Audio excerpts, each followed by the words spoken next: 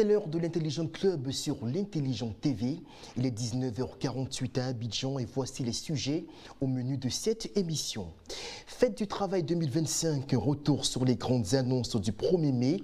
Congrès du RHDP, les dates sont enfin connues. Élection présidentielle 2025 en question. Que peut faire la CEDEAO? Enfin, journée mondiale de la liberté de la presse, état des lieux en Côte d'Ivoire.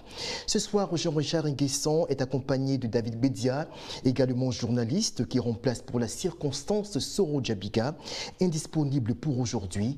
On marque une pause et on se retrouve dans quelques instants.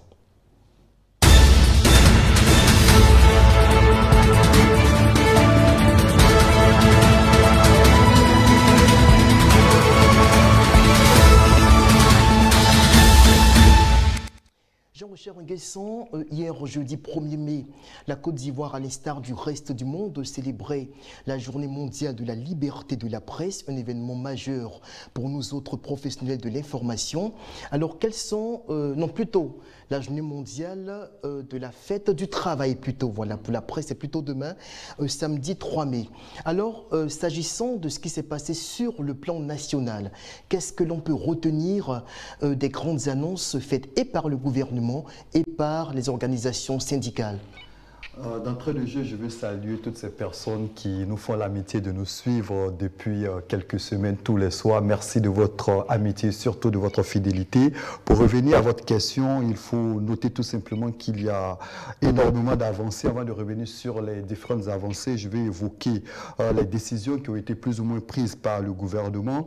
Le chef du gouvernement a simplement annoncé qu'à partir du 1er mai, les personnes du secteur informel détenant une 4 CMU peuvent se faire soigner pendant 4 mois dans tous les centres de santé et hôpitaux publics de Côte d'Ivoire. Leurs cotisations mensuelles sont totalement prises en charge. Il a ajouté qu'il s'agit des travailleurs du secteur informel, notamment 90% des forces vives de la nation. Il s'agit de leurs familles, que ce soit des paysans, des transporteurs, des commerçants ou encore des artisans. Le gouvernement a décidé de prendre en charge 70% des frais, des soins et des médicaments de ces différentes personnes. La population ne paie que 30% et accède aux soins et aux médicaments à moindre coût, que ce soit dans les zones rurales. Le gouvernement a décidé de prendre en charge les frais de consultation, des actes infirmiers et des médicaments dans plus de 2244 centres de santé ruraux. Et puis, pour parler des différentes doléances des différentes centrales syndicales, relatives notamment au rétablissement des ponctions faites sur les salaires des enseignants grévistes, à la libération de leurs camarades Assis, Gisley, incarcérés, et puis notamment à la prime des enseignants, le Premier ministre a voulu rassurer plus ou moins les travailleurs en disant ceci: chers travailleurs, à travers vos représentants, vous avez demandé d'être vos avocats auprès du chef de l'État. Nous acceptons d'être vos avocats pour les frais et ceux dont les ponctions ont été faites sur les salaires. Et puis s'agissant des revendications nouvelles, le gouvernement a rappelé qu'il soutenait notamment l'ensemble des travailleurs. Voici entre autres les grandes décisions qui ont été arrêtées ce 1er mai. David Bédia, lecture de ces différentes annonces faites par le chef du gouvernement, Robert Begré-Mambé. Merci. Je salue d'abord les internautes de l'Intelligent TV. C'est la première fois que nous participons à ce débat, mais c'est très important. Vous le faites parfois par vos contributions sûr, lors voilà, de vos différentes... Je suis là, mais en présentiel. Voilà. En présentiel, tout à fait. Ça, c'est important de préciser. Voilà, merci beaucoup. Voilà, il faut dire que moi, je salue le discours, le grand discours de ce grand orateur, le Premier ministre Begré-Mambé. N'oublions pas que c'est l'auteur de cette expression qui fait beaucoup parler d'elle en Côte d'Ivoire, les joies et la joie. Et donc c'était un moment de joie, ça a été bien. Mais il a dit quelque chose tout à l'heure, Jean-Richard, merde, il faut que je ne fasse plus cette erreur. Voilà. Alors Jean-Richard l'a dit, il s'est prêté avocat des syndicalistes, et moi ça me plaît beaucoup parce que j'ai l'impression que les travailleurs de Côte d'Ivoire sont laissés pour compte. Ils n'ont pas d'interlocuteur auprès du gouvernement. Dernièrement, lors de la grève des enseignants, il y a eu une audio qui est passée sur les réseaux sociaux. On peut l'interpréter comme on veut, mais quand on entend des personnes menacer des syndicalistes, soit disant que nous sommes venus, on est venu au pouvoir, on n'est pas là pour s'amuser. Après, est-ce que l'élément est authentique, hein, ça et aussi, c'est pourquoi je dis qu'on pourra le démontrer comme on veut. Mais il faut dire que nos enseignants, les travailleurs de Côte d'Ivoire, traversent des difficultés et ils l'ont signifié. Vous savez que je n'ai plus la date, l'année où le président Ouattara avait fait monter le SMIC à 75 000 francs. Mais je pense que le sujet est revenu encore sur la table hier, sur cette affaire de SMIC. Je le disais un jour dans un débat avec un confrère, que le SMIC n'est pas suivi. Et ça a été démontré hier par les travailleurs, surtout du secteur privé, que le SMIC n'est pas suivi. Ils ont même demandé au Premier ministre de veiller à l'application effective du SMIC. Et c'est vraiment important. Le Premier ministre aussi a dit que le gouvernement a mobilisé 209 milliards de francs CFA pour les réformes sociales, notamment la révalorisation du SMIC. Et vous voyez, comme lui-même, le Premier ministre, le dit. Donc pour la révalorisation du SMIC, ça veut dire que c'est vrai, la loi a été prise, mais dans son application, ça reste beaucoup de choses à faire. Il a parlé aussi de l'ajustement de l'indemnité, de logement, du transport. Ce sont des revendications qui reviennent chaque fois dans la bouche des syndicalistes, des travailleurs. Et donc, moi, je pense que c'est un espoir. C'est un espoir. Maintenant, il faudrait que les choses puissent vraiment être appliquées. Alors, certaines avancées ont été constatées, non seulement évoquées par le gouvernement à travers le Premier ministre Robert Begré-Mambé, mais aussi par les syndicalistes, dont Zadi Nyonyon, qui est président de la Confédération syndicale de la Plateforme nationale des travailleurs de Côte d'Ivoire, la CSPNCI. Et dans l'élément que nous allons suivre, il s'est confié à l'Intelligent Club et il évoque non seulement les progrès qui ont été réalisés, mais également les besoins des syndicalistes, disons des travailleurs ivoiriens, dans le sens de l'amélioration de leurs conditions de vie et de travail. Pour 2025, nous sommes, comme l'année dernière, nous sommes dans un contexte de trêve sociale. La trêve sociale est signée tous les 5 ans depuis 2017. Et donc, nous continuons à bénéficier des avantages obtenus lors de la signature de la trêve sociale en 2022. Donc, on peut rappeler rapidement que lors de la signature avec le gouvernement, nous avions pu améliorer les indemnités contributives au logement et les étendre à tous les fonctionnaires qui n'en bénéficiaient pas. Nous avons pu également améliorer les allocations familiales qui étaient bloquées depuis 1960 à 2500 francs. Elles sont passées donc à 7500. Les allocations familiales ont été donc améliorées. Et ensuite, nous avons pu instituer en Côte d'Ivoire pour la première fois une prime de fin d'année qui est le 13e mois payé pour l'instant au tiers du salaire de décembre. Donc ces acquis-là continuent d'être payés tous les mois par le gouvernement ivoirien, dès lors que notre accord va jusqu'à 2027. Et alors en 2027, de nouvelles discussions adviendront et des nouveaux accords seront signés. Mais ce qu'il faut noter cette année, c'est qu'il y a la résurgence, n'est-ce pas, de la crise et de la grève portée par les enseignants qui a un peu remis en cause la stature et la structuration de la trêve sociale qui voulait que, en contrepartie des efforts financiers faits par le gouvernement, que les syndicats observent une trêve sociale, c'est-à-dire privilégient le dialogue pour poser leurs nouvelles préoccupations. Donc cette année est marquée véritablement par des soubresauts au plan social et un peu la remise en cause du dialogue social comme moyen privilégié de règlement des conflits entre l'État et les syndicats. Donc aujourd'hui, les syndicats enseignants réclament l'institution d'une prime d'incitation, mais derrière tout ça, il y a également l'ensemble des fonctionnaires qui ne bénéficient pas des primes qui souhaitent qu'il y ait une généralisation de la prime. Et c'est cette question-là qui était au centre de l'affaire de 2025. Étant entendu qu'autour de cette affaire, il y a eu la crispation et des mesures de rétorsion ont été prises par l'État de Côte d'Ivoire, notamment des ponctions salariales disproportionnée avec des suspensions de salaire de certains leaders pour le mois d'avril 2025, ainsi que l'arrestation d'un syndicaliste, le camarade Dugarry, qui est encore en prison, dont nous réclamons la libération. Nous, en tant que centrale syndicale, qui avons des syndicats impliqués, nous travaillons à ce qu'il y ait la décrispation.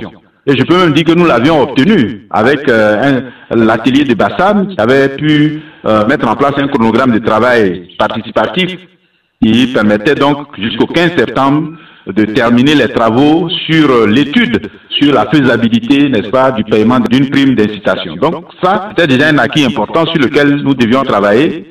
Et malheureusement, avec les ponctions et les arrestations, nous sommes revenus en arrière. Mais avec ce que nous avons entendu hier au 1er mai, où l'engagement du Premier ministre à être notre porte-parole auprès du Président de la République pour justement lever les suspensions et reverser les ponctions et ensuite libérer le camarade, nous sommes convaincus que les semaines qui viennent seront des semaines qui seront plutôt, qui vont rentrer dans une accalmie, où le dialogue social va reprendre tous ses droits et les débats vont reprendre dans la sérénité. Et alors l'école retrouvera tous ses droits et nos enfants pourront aller aux examens.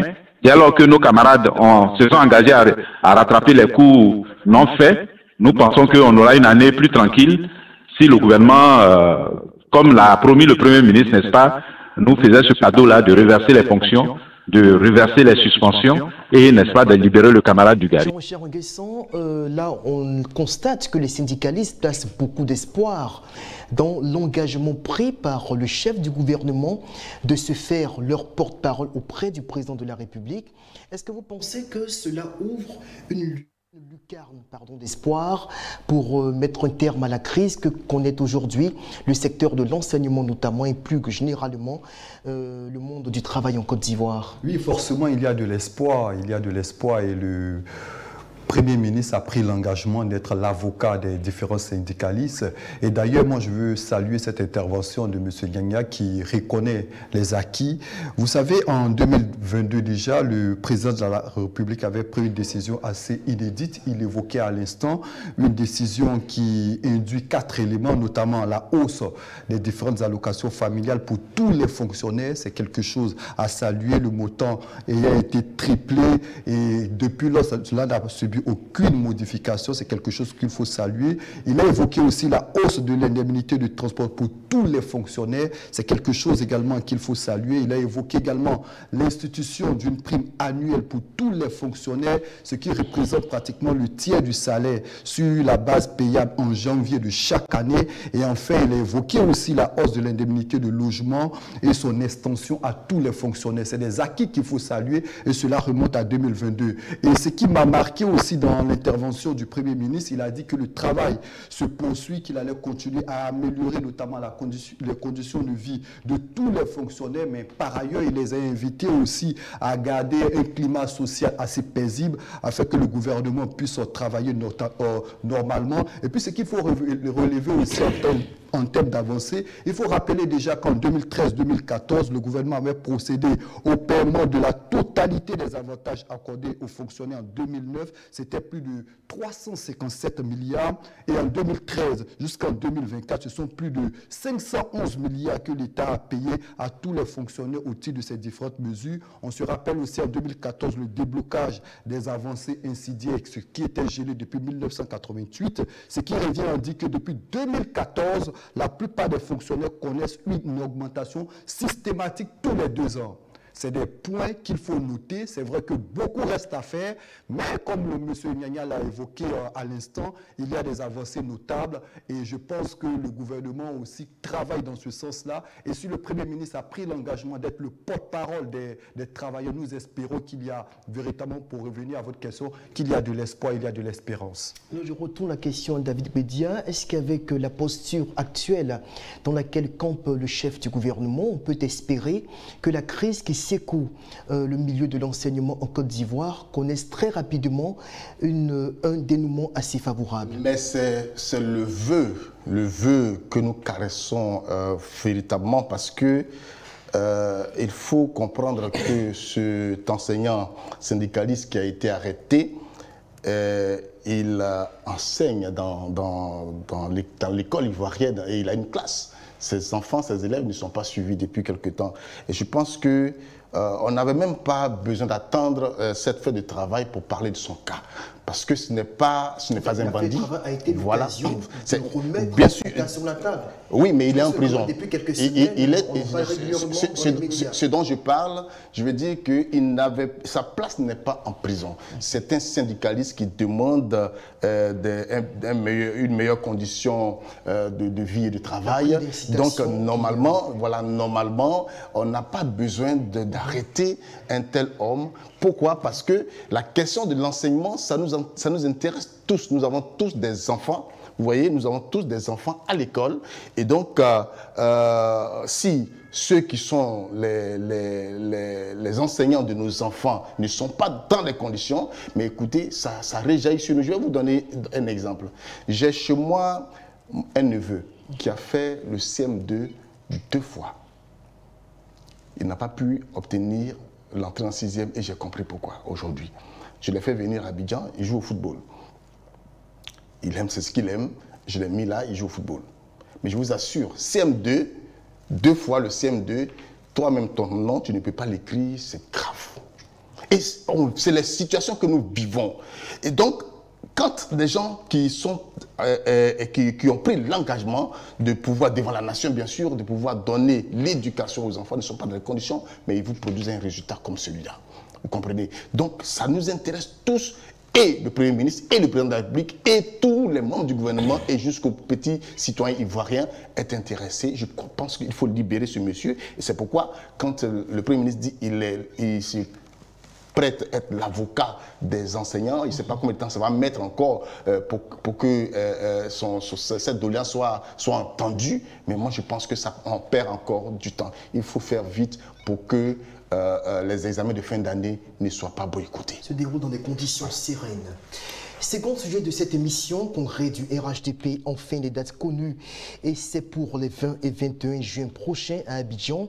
Alors, l'actualité, elle cristallise, il faut le dire, la politique ivoirienne aujourd'hui. Tout le monde se demande, mais qu'est-ce qui peut ressortir de ce congrès? Alassane Ouattara sera-t-il oui ou non candidat à la candidature du RHDP pour la présidentielle d'octobre 2025? Jean-Richard Nguessan, en tant qu'observateur averti de la scène politique ivoirienne, quels sont les enjeux selon vous de ce congrès que tout le monde attend avec beaucoup d'ardeur? Ah oui, c'est un congrès assez important pour le parti au pouvoir. Vous savez, ce congrès est important à plus d'un titre, parce que ce congrès va non seulement dresser le bilan de la nouvelle organisation du parti. On sait que le RHDP a été fondé en mai 2005, mais ce parti a connu beaucoup de mutations. Le parti s'est transformé véritablement en parti en 2018. Et ce congrès est important parce que ce congrès va servir aussi pour faire des recommandations pour renforcer la présence du parti. C'est vrai que le RHDP est un parti fort au regard de ce que nous observons, au regard des derniers chiffres des différentes élections, mais le parti, ce congrès aussi vise surtout à renouveler le mandat du président. Et c'est là que tous les observateurs se posent des questions. Est-ce que le président Alassane Ouattara restera toujours le président du parti, puisque son congrès aussi vise à désigner le candidat du parti pour les prochaines élections de 2025. On sait que les prochaines élections cristallisent plus ou moins l'actualité. On observe, mais ce qui est intéressant, c'est que ce congrès aussi se veut un congrès assez éclaté. Lorsqu'on a regardé les différentes recommandations de la rencontre du RHDP, il y aura des pré-congrès dans différentes régions de la Côte d'Ivoire. Ils vont sillonner plusieurs régions du 17 mai au 15 juin pour aller à la rencontre des populations. Je me dis que ce congrès se présente aussi comme une sorte de démocratie. Prendre l'avis des populations avant ce congrès-là même qui aura lieu du 20 au 21 juin. Une partie non seulement au parc des expositions avec 7000 personnes, mais une autre partie beaucoup plus grande avec plus de 60 000 personnes au stade Ebempe. Donc je me dis qu'à travers ce congrès, c'est une démonstration de force que le RHDP veut faire et montrer surtout à la communauté internationale et surtout à ses adversaires de l'opposition que c'est un parti fort et un parti plus que jamais présent sur le devant de l'échiquier national. David Bédia, on s'achemine vers un congrès au bout duquel le suspense semble absent, puisque toutes les bases ou structures du RHDP réclament comme unique candidat le fameux plan A du parti présidentiel, l'actuel chef d'État, Alassane Ouattara plutôt, qui est pressenti pour être le candidat du parti à la prochaine présidentielle. Alors sur ce point, est-ce que vous pensez que il pourrait ressortir quelque chose d'improbable qui puisse éventuellement surprendre les observateurs de la scène politique ivoirienne? Merci Raymond.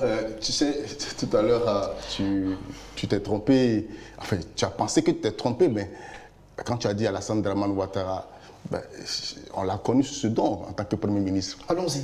Voilà, donc, mais justement, c'est tout cela qui fatigue un peu la mémoire collective.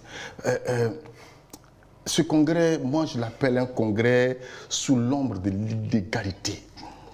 Parce que normalement, le deuxième congrès du RHDP devait être organisé en janvier 2024. Parce que le président du parti a été élu le 26 janvier 2019. Et pour 5 ans. Donc normalement, le 26 janvier 2024, son mandat prend fin.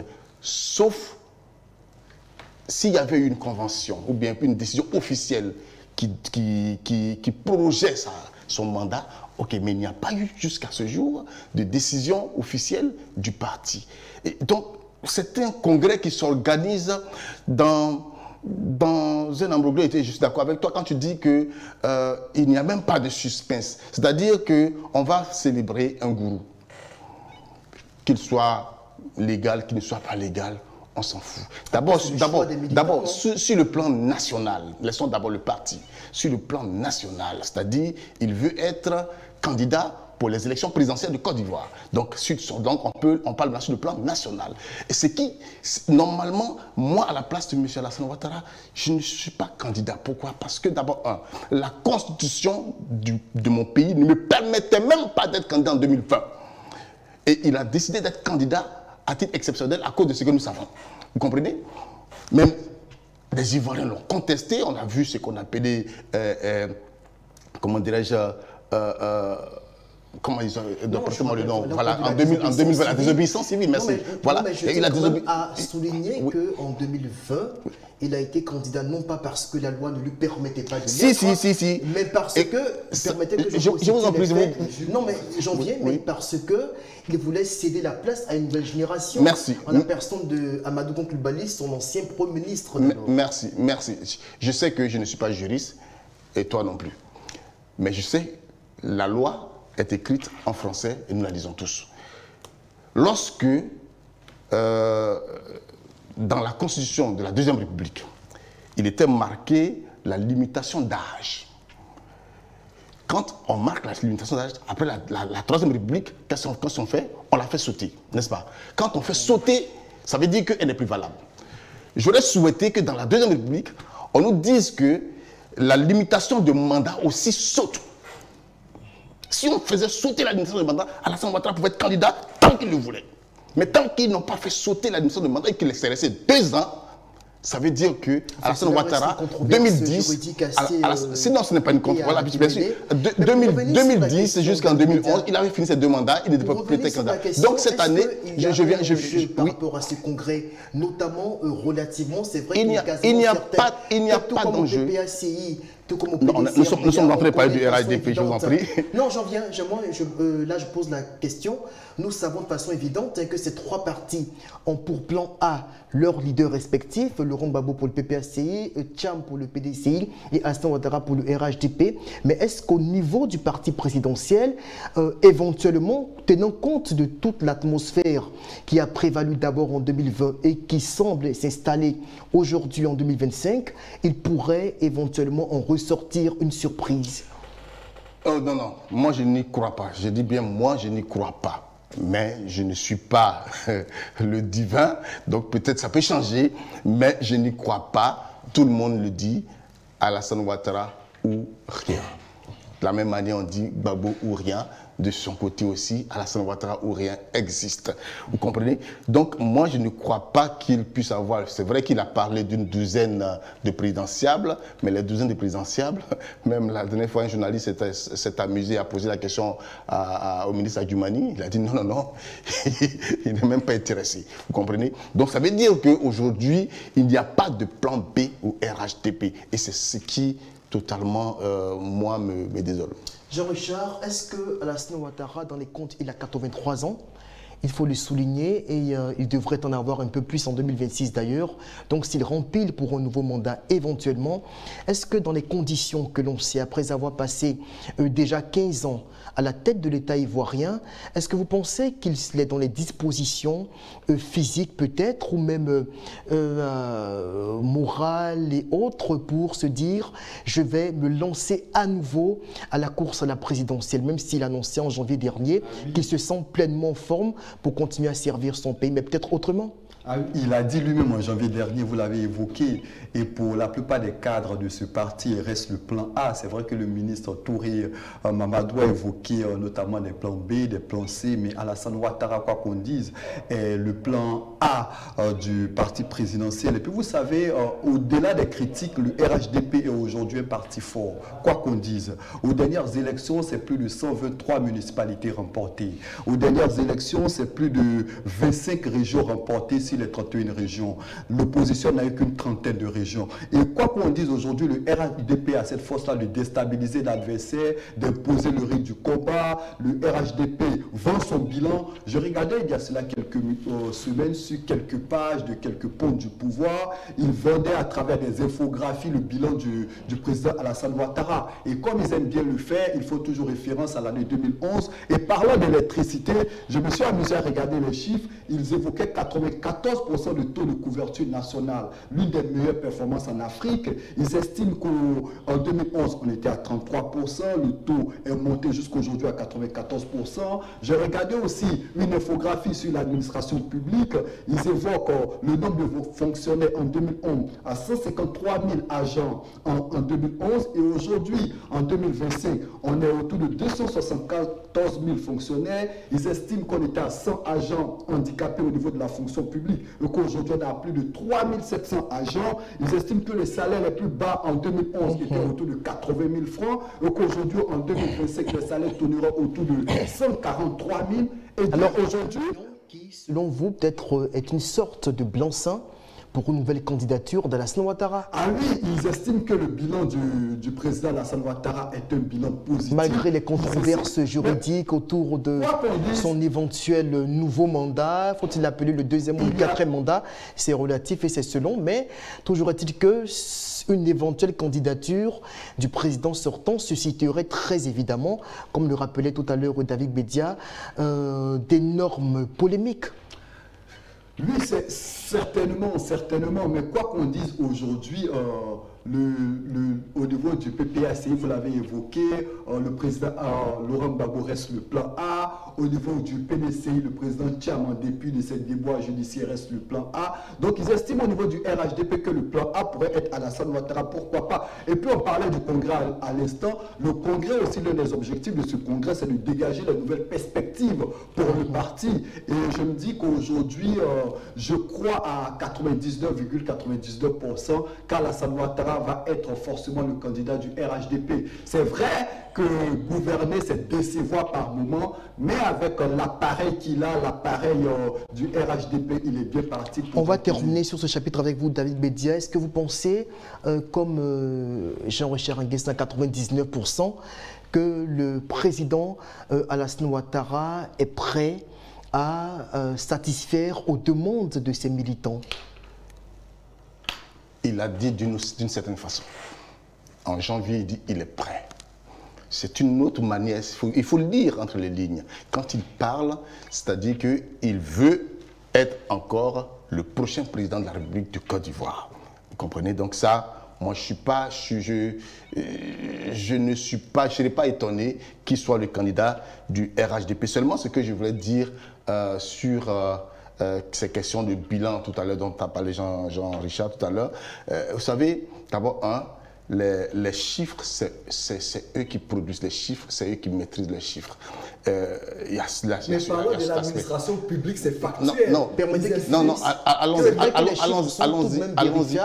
allons-y tout doucement. Je vais vous dire qu'en Côte d'Ivoire aujourd'hui, même dans l'enseignement, prenons simplement l'enseignement, il y a des écoles qui n'ont pas d'enseignants.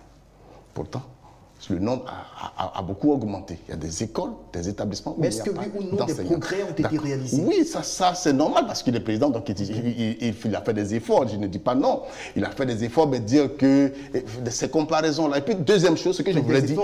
Voilà, ce que je voulais dire. Non, oui, d'accord. Ce que je voulais dire, ici, il n'est pas question de bilan. Quand vous avez été chef d'État, dans les conditions dans lesquelles M. Ouattara est arrivé au pouvoir, c'est pour travailler. Donc il devait travailler. Et s'il a travaillé, on lui dit merci. Il a travaillé. Ok, il est venu, il ne peut pas venir et puis ne pas travailler. Il a beaucoup lutté pour travailler. Vous voyez de quoi je vais parler. Il s'est beaucoup battu pour travailler. S'il a travaillé, merci. Mais il a fini. Ça, il doit le reconnaître. Ce n'est pas une question de comme j'ai beaucoup travaillé, je dois laisser. Non, tu as travaillé, d'accord. Mais si tu as travaillé, Constitution lui permet. La Constitution ne lui permet plus. La Constitution est avec nous tous. De la Côte d'Ivoire. Non, je te dis que aujourd'hui tout le monde s'arrose. En 30 secondes, parce que je pense qu'on va boucler ce sujet assez rapidement. Permettez qu'il finisse parce que malheureusement on a deux autres sujets à développer. C'est le juge constitutionnel. Moi, je n'ai plus confiance à ce qu'on appelle juge constitutionnel en Côte d'Ivoire. Je vous dis pourquoi. En 2015, qui était le président du Conseil constitutionnel? Il s'appelait Francis Vanga-Vaudier. Dans les couloirs du Conseil constitutionnel, on attendait des remous selon lesquels le président du Conseil constitutionnel ne serait pas favorable à une candidature d'Alassane Ouattara. Résultat, il a démissionné. Celui qui est venu l'a validé. En 2020, celui qui était là l'a validé. Donc, celui qui est là encore va valider. Donc, ça seulement, il faudrait... La seule chose que je vais vous dire, c'est que nous sommes tous intellectuels. Nous lisons aussi les tests. Peut-être on n'est pas spécialiste, mais quand même, les tests sont écrits en français. Nous les comprenons. Très bien. Élection, question, que peut faire la CEDEAO? Alors nous sommes à quelques 5 mois de la présidentielle d'octobre 2025. Aujourd'hui, tout le monde se demande, dans l'imbroglio politique que l'on connaît avec les revendications de l'opposition, notamment pour l'inclusivité du scrutin, puisque l'on sait que les 3 principaux, sinon les 4 principaux ténors de l'opposition ivoirienne sont actuellement exclus de la course de la présidentielle. Alors, Jean-Richard Nguesson, qu'est-ce que peut faire l'instance sous-régionale face à cette situation que nous connaissons et qui présage malheureusement de tensions vives à l'orée de ces élections? Oui, la CEDEAO a une grande responsabilité. Vous savez, 4 des 15 pays membres de l'organisation sont aujourd'hui dirigés par les militaires.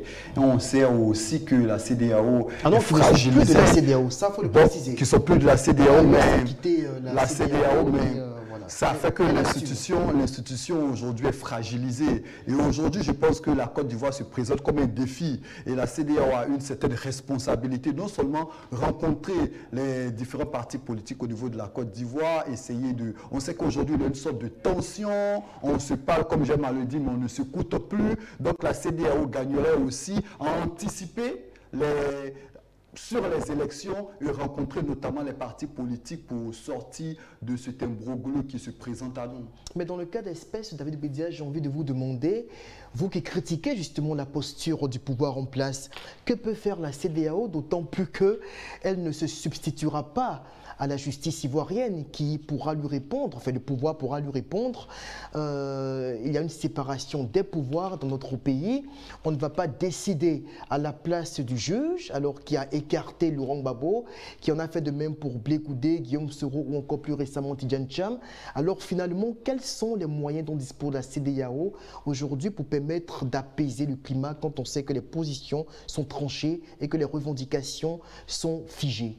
Moi, je vois mal la CEDEAO pouvoir faire changer quelque chose dans cette crise que nous vivons. Et c'est pourquoi vous avez remarqué que, peut-être à part le président Affi N'Guessan qui a interpellé la CEDEAO, mais la plupart des leaders de l'opposition ne le mentionnent même pas. Parce que la CEDEAO a contribué à ce que nous vivons aujourd'hui. Voilà, ils ont contribué, donc je ne sais pas comment ils vont venir dire aujourd'hui, et eux c'est dédié, je ne sais pas. C'est-à-dire, ils ont contribué, c'est-à-dire? La CEDEAO était partie prenante dans la crise post-électorale que nous avons vécue en Côte d'Ivoire. Alassane Ouattara, alors président candidat, avait même appelé la CEDEAO pour une intervention militaire. Ça, c'est officiel. Donc, je veux dire que je ne sais pas. D'abord, on sait que... je viens. Je sais que dans cette affaire du retrait du nom de Laurent Gbagbo sur la liste électorale et de Charles Blé Goudé, il y a eu, et même de Soro Guillaume, il y a eu la décision de la Cour africaine des droits de l'homme. Elle est arrivée où? Donc vous ne croyez pas en une quelconque efficacité de la CEDEAO dans la gestion des tensions politiques préélectorales en Côte d'Ivoire? Sincèrement, moi je ne sais pas comment la CEDEAO, parce qu'aujourd'hui, pour une élection apaisée en Côte d'Ivoire, je pense que celui qui doit faire bouger les lignes, c'est le pouvoir. Parce que c'est l'opposition qui a tous ses leaders écartés. Et donc c'est le pouvoir qui doit prendre une décision forte pour dire que tous les candidats reviennent sur la liste. Vous pensez que la CEDEAO a les moyens de le dire à Ouattara?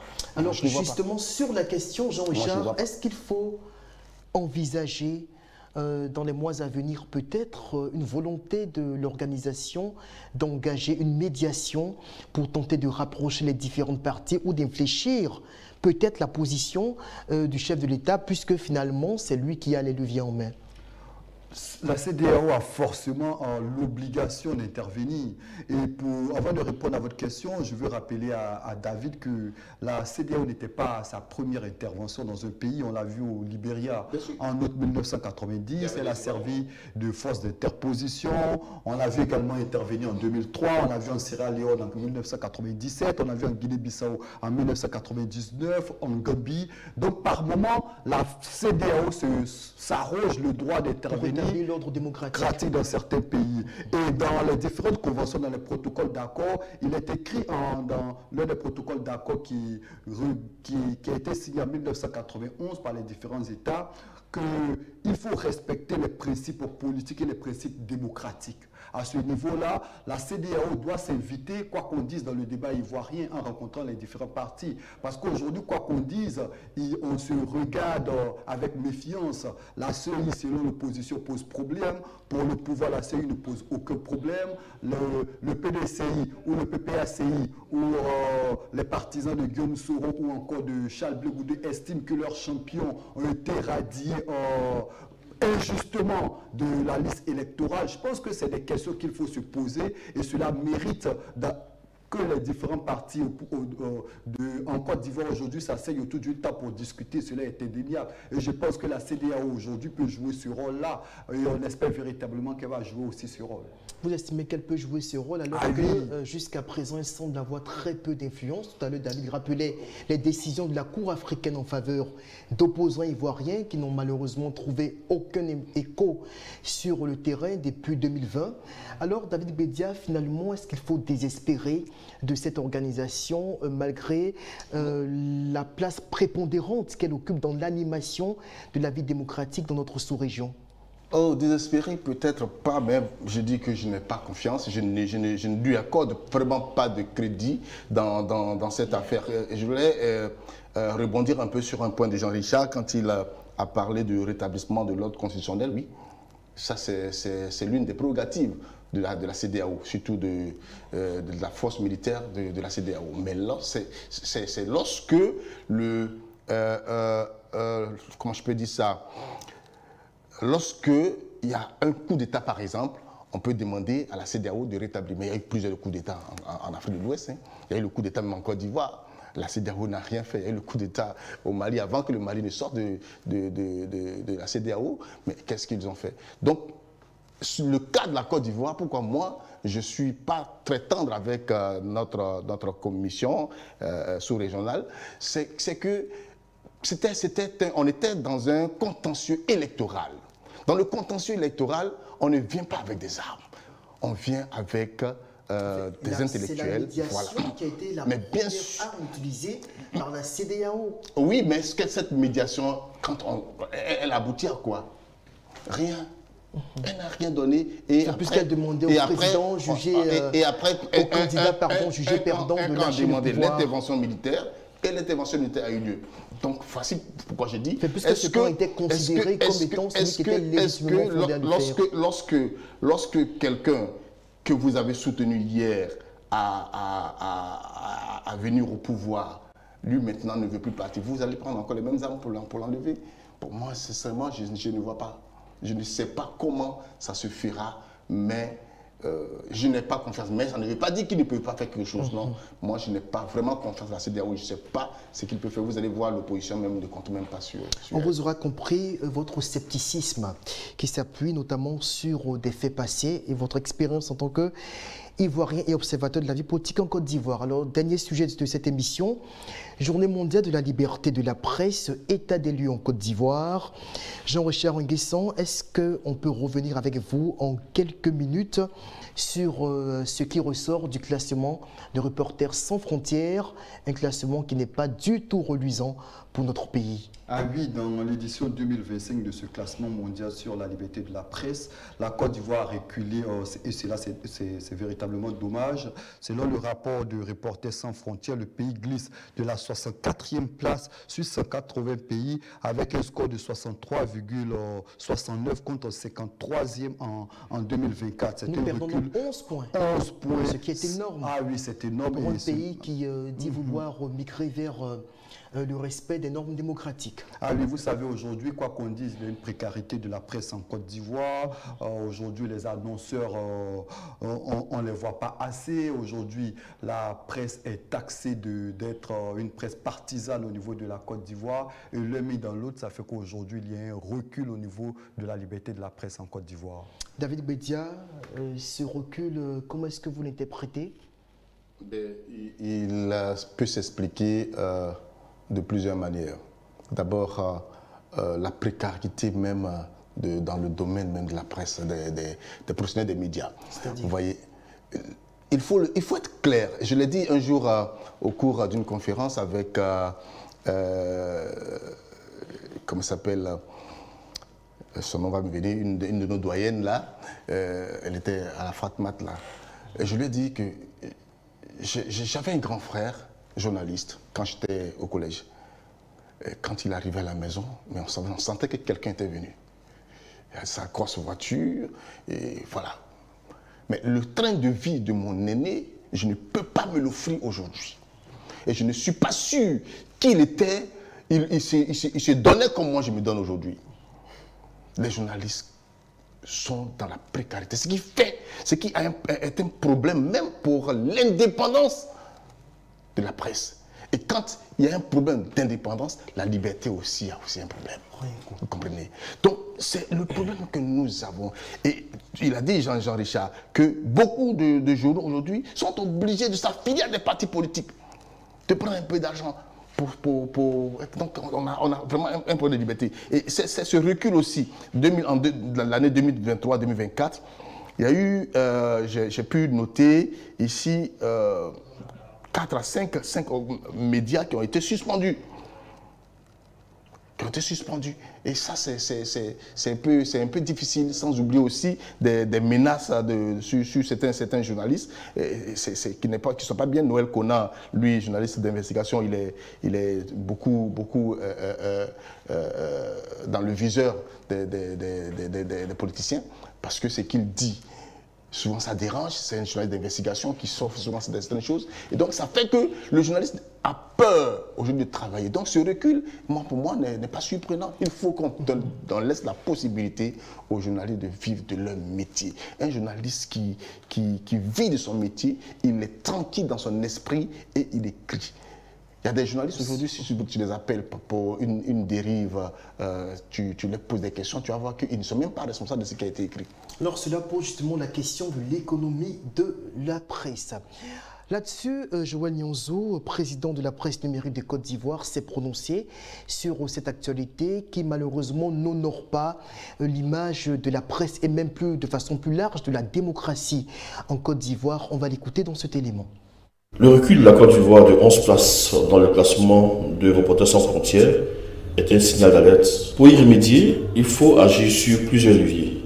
D'abord, garantir l'indépendance des médias et protéger réellement les journalistes contre toute forme de pression, d'intimidation ou d'agression. Ensuite, il est essentiel de renforcer l'accès à l'information publique, surtout en période électorale, et de favoriser un environnement juridique qui ne criminalise pas le travail de la presse.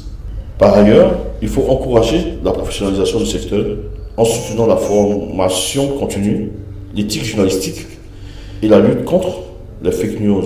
Enfin, il est temps d'assainir l'espace numérique sans restreindre la liberté d'expression et de créer un dialogue permanent entre les autorités, les médias et les acteurs de la société civile pour construire un climat de confiance. C'est dans ce but que la Côte d'Ivoire pourra améliorer son image et remonter dans les classements internationaux. Jean-Richard, commentaire après ces propos tenus par Joël Nyonzo.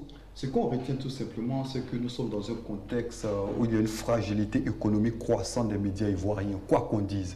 Aujourd'hui, le journaliste ivoirien se cherche. Aujourd'hui, très peu sont les médias qui respectent la convention.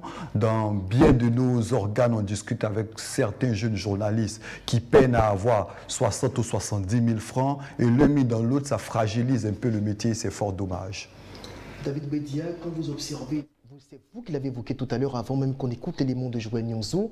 Quand vous observez aujourd'hui la situation délétère dans laquelle baigne un nombre de confrères en Côte d'Ivoire, est-ce que vous vous inquiétez davantage pour l'avenir de la presse ivoirienne? Oh non, l'avenir, il faut y croire.